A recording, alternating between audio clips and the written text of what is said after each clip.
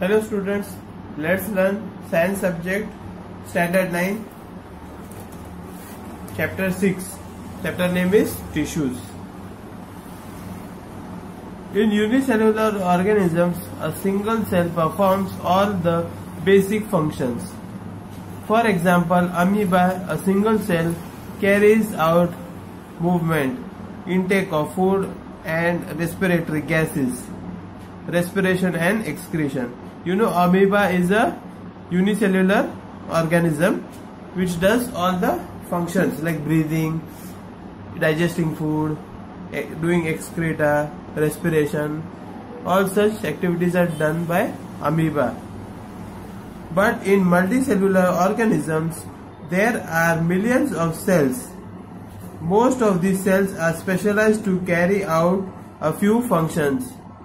Right? In multicellular organisms like human beings, plants, animals, many functions are there to be performed. So there are particular cells to perform those functions. Right? Each specialized function is taken up by a different group of cells. Since these cells carry out only a particular function, they do not do it very efficiently. Since they are assigned only one type of function, they will carry it very efficiently. In human beings, muscle cells contract and relax to cause movement. What are the functions done by the muscle cells? They contract and relax, which causes movement. Nerve cells carry messages from the brain to the different parts of the body. Blood flows to transport oxygen, food, hormones and waste material and so on. Right? These are few examples which are being described over here. In plants, vascular tissue conduct food and water from one part of the plant to the other parts. So multicellular organisms show division of labor. Cells specializing in one function are often grouped together in the body. This means that a particular function is carried out by a cluster of cells at a definite place in a body. Many cells perform that function and which is placed in a definite location in a body. This cluster of cells is called a tissue. Tissue is made up of cells. Is arranged and designed so as to give the highest possible efficiency of the function. Blood, phloem and muscle are all examples of tissues. A group of cells that are similar in structure and work together to achieve a particular function forms a tissue. Tissue is made up of a group of cells that are similar in structure and work together. Right? That is the definition. Now let's understand whether plants and animals are made of same type of tissue or different type of tissue. Animal cells and plant cells are made of different types of tissues. There are noticeable differences between the two. Plants are stationary, that means they can't move, and most of the tissues they have are supportive, which provides them the structural strength and rigidity. Most of these tissues are dead, since dead cells can provide mechanical strength as easily as live ones and need less maintenance. On the other hand, animals move from one place to another in search of food, mates and shelter. They consume more energy as compared to plants. Most of the tissues they contain are living. In plants, most of the tissues are dead, and whereas in animals it is the opposite. Another difference between animals and plants is in the pattern of growth. The growth in plants is limited to certain regions. Plants grow only in certain areas, not everywhere, while this is not so in animals. There are some tissues in plants that divide throughout their life.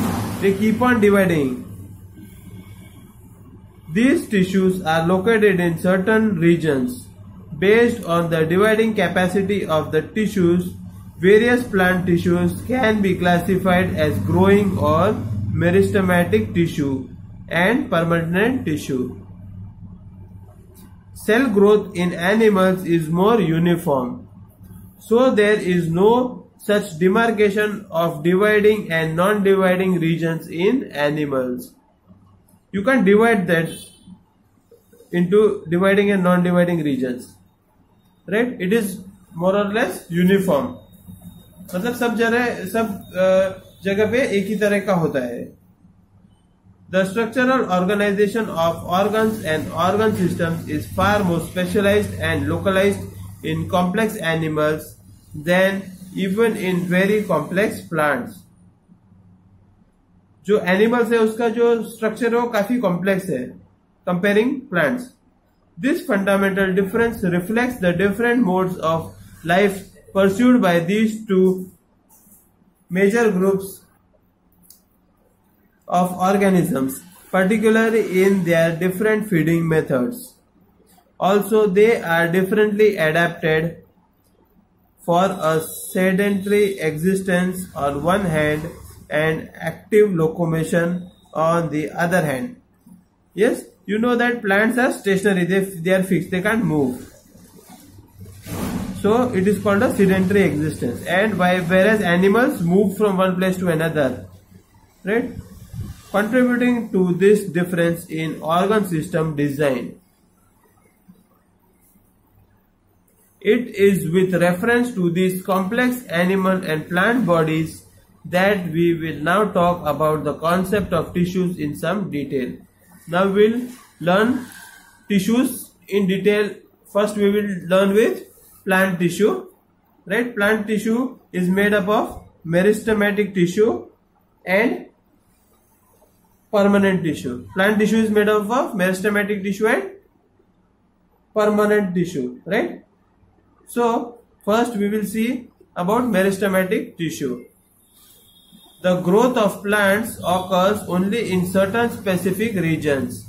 This is because the dividing tissue known as meristematic tissue is located only at these points.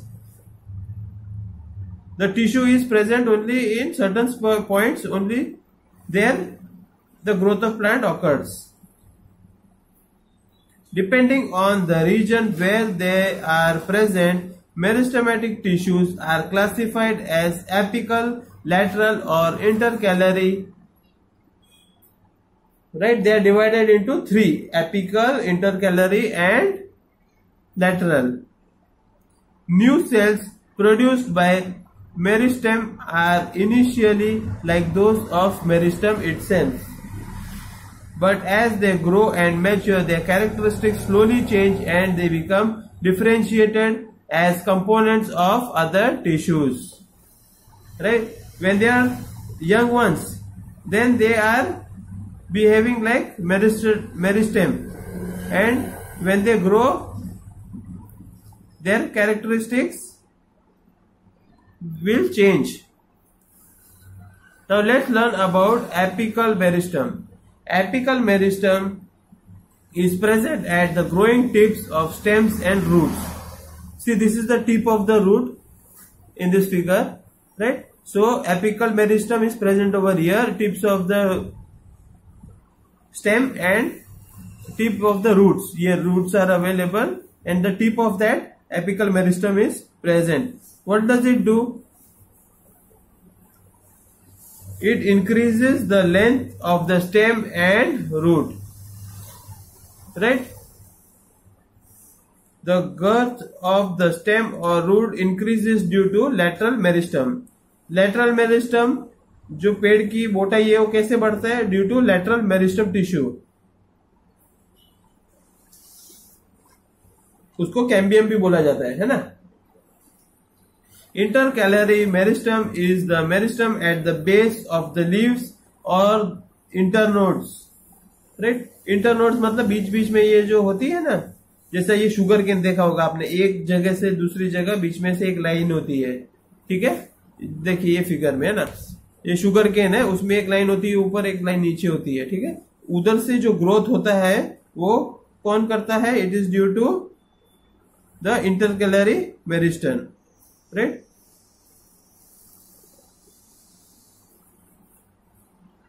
Intercalary meristem is the meristem at the base of the leaves or internodes on either side of the node on twigs. Twigs means branches. As the cells of this tissue are very active, they have dense cytoplasm, thin cellulose walls and prominent nuclei. They lack vacuoles. Can we think why they would lack vacuoles? Since they are dead, they will not contain vacuoles. Now let's learn about permanent tissue.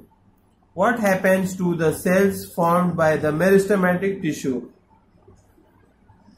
They take up a specific role and lose the ability to divide. They will not divide. The process of division will stop. This process of taking up a permanent shape, size and a function is called differentiation. Cells of meristematic tissue differentiate to form different types of permanent tissue. Permanent tissue is of two types: simple permanent tissue and complex permanent tissue. Let's learn about the first one, simple permanent tissue. A few layers of cell form the basic packing tissue. This tissue is parenchyma, a type of permanent tissue. It consists of relatively unspecialized cells with thin cell walls. They are live cells. They are usually loosely packed. Yes? How are they? They are loosely packed and they have thin cell walls. And simple permanent tissue is of two types: protective tissue and supporting tissue, right?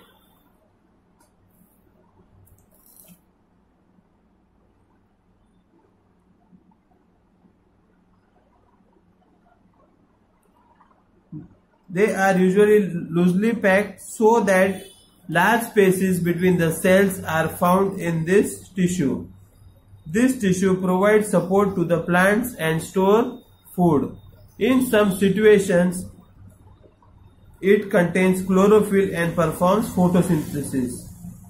And then it is called chlorenchyma. In aquatic plants, large cavities are present in parenchyma to give buoyancy to plants to help them float. What helps the plants to float? Large cavities which are present in the parenchyma help the plant to float. Such a parenchyma type is called arenchyma. The parenchyma of stems and roots also stores nutrients and water. The function of parenchyma is to store nutrients and water. Where does it store? It stores in the stems and roots of which type of plants? Of aquatic plants. The flexibility in plants is due to another permanent tissue. It is called collenchyma. It allows easy bending in various parts of a plant. It includes leaf and stem, okay, without breaking, right? You know, when there is lot of wind blowing, the plant will bend, but it will not break. It doesn't break because of presence of collenchyma tissue. It also provides mechanical support to the plants to help it stand erect. We can find this tissue in leaf stacks below the epidermis. Where it is found? Below the epidermis.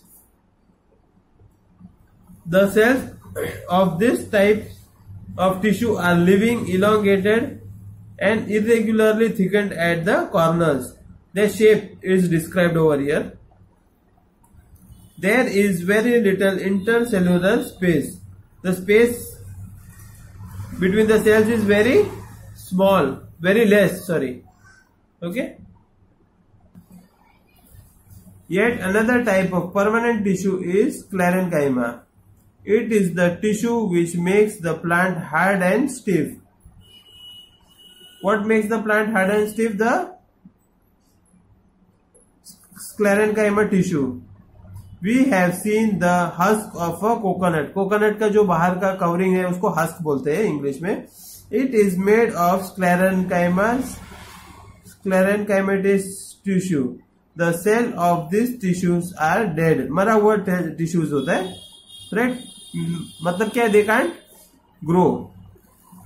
They are long and narrow as the walls are thickened due to lignin, a chemical substance which acts as a cement and hardens them.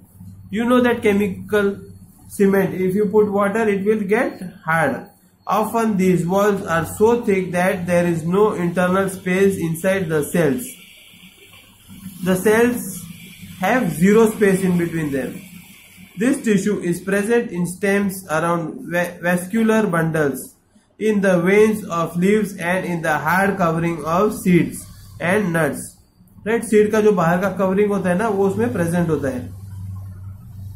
And in the veins of leaves. Leaf के अंदर आपने ऐसा उंगली में जैसा अपने हाथ में होता है, ठीक है, ऐसे veins होते हैं, नस दिखती है, वैसे leaf में दिखता है, right? So it is present there. It provides strength to the plant parts. What you observe is the outermost layer of cells called epidermis. The epidermis is usually made of a single layer of cells. In some plants living in very dry habitats means very dry atmosphere is there, the epidermis may be thicker since protection against water loss is crucial. Right? You know that in desert areas, the plant should protect itself from water loss. So, the epidermis is present in the outermost layer and it is called epidermis of the plants. The entire surface of plant has this outer covering of epidermis. It protects all the parts of the plant. Epidermal cells on the aerial parts of the plant often secrete a waxy water-resistant layer on the outer surface. This aids in protection against loss of water, mechanical injury and invasion by parasitic fungi. Since it has a protective role to play, cells of epidermal tissue form a continuous layer without intercellular spaces. Right? If there are no spaces, then only it will be strong. Yes, it can resist it resists against any mechanical injury and invasion by parasitic fungi. मतलब कोई insects आके उसके ऊपर हमला ना कर दे, इसके लिए वो सख्त होता है. Most epidermal cells are relatively flat. उनका शेप कैसा होता है? चपटा होता है. Often their outer and side walls are thicker than the inner walls. बाहर का सतह उसका सख्त होगा तभी वो प्रोटेक्शन दे पाएगा, right? We can observe small pores here and there in the epidermis of the leaf. These pores are called stomata. Stomata are enclosed by two kidney-shaped cells called guard cells. Right? The pores are called stomata and they are covered by two kidney-shaped cells and they are named as guard cells. They are necessary for exchanging gases within the atmosphere. Transpiration. What is transpiration? Loss of water in the form of water vapor. From the plant leaf also, water is lost through transpiration also takes place through stomata. What is the function of the stomata? It exchanges gases, right? It takes in carbon dioxide and gives out oxygen. Okay. Epidermal cells of the roots, whose function is water absorption, commonly bear hair-like parts that greatly increase the total absorptive surface area. What is the function of the roots? Epidermal cells are present. Their shape is hair-like, right? And due to that large surface area, they can absorb more water. In some plants, like desert plants, epidermis has a thick wax coating of cutin. What is cutin? A chemical substance with waterproof quality on its outer surface. Why? So that it can prevent any damage. So there is a coating on it. As plants grow older, the outer protective tissue undergoes certain changes. A strip of secondary meristem replaces the epidermis of the stem. The epidermis is replaced by secondary meristem. Cells on the outside are cut off from this layer. This forms the several layer thick cork or the bark of the tree. The cells will not be able to divide further, and then they will form the thick cork or the bark of the tree. Cells of cork are dead and compactly arranged without intercellular spaces. They have negligible space. They also have a chemical called suberin in their walls that makes them impervious to gases and water. The bark, you know, it is very rigid, hard, so that will not allow any gases to escape or neither any gases to come inside. So it is called impervious, right? Now let's learn about complex permanent tissue. The different types of tissues we discussed up till now are made of only one type of cells which look like each other. Such tissues are called simple permanent tissues. Now there are another type of tissues which are complex tissues, are made of more than one type of cells. All these cells coordinate to perform a common function. Xylem and phloem are examples of such complex tissues, right? They are not simple. They are made of more than one cells. They are both conducting tissues and constitute a vascular bundle. Vascular or conductive tissue is a distinctive feature of the complex plant, one that has made possible for their survival in the terrestrial environment. Because of this vascular tissue, the survival of the plants is possible. Showing a section of stem, can you see different types of cells in the vascular bundle? You can see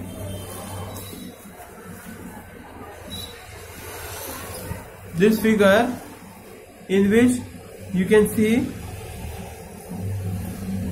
the diagram of this stem of a plant, right? You can see this is hypodermis, this is called cortex, endodermis, all various types of cells are visible. Now xylem consists of tracheids vessels, xylem parenchyma and xylem fibers. The cells have thick walls and many of them are dead cells. Most of the cells are dead. Tracheids and vessels are tubular structures. How is the shape? It is like tube. जे अपना straw होता है ना, उसके जैसा hollow tube होता है. This allows them to transport water and minerals vertically, right? It will transport water and minerals which is required for the growth. The parenchyma stores food and helps in the sideways conduction of water. Sideways मतलब ऐसे उसका पानी का बहाव होता है due to the presence of tracheids. The parenchyma stores foods, बराबर, it stores food भी स्टोर करता है वो, और पानी भी एक जगह से दूसरी जगह पहुंचाता है। Fibres are mainly supportive in function.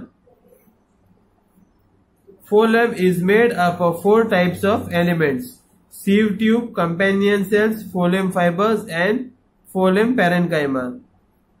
4 type से बना है वो, right. sieve tubes are tubular cells with perforated walls, जो होल्स होते हैं उसके जो वॉल्स है ना उसमें, ठीक है। Phloem is unlike xylem in that materials can move in both directions, ठीक है, दोनों तरफ से मटेरियल मूव हो सकता है, सिर्फ एक ही तरह से नहीं होगा, right. Phloem transports food from leaves to other parts of the plant, ठीक है, उसका काम क्या है, सिंस इट इज हॉलो, एक जगह से दूसरी जगह फूड ट्रांसपोर्ट करता है। Except for phloem fibres, phloem cells are living cells, they are also called living cells।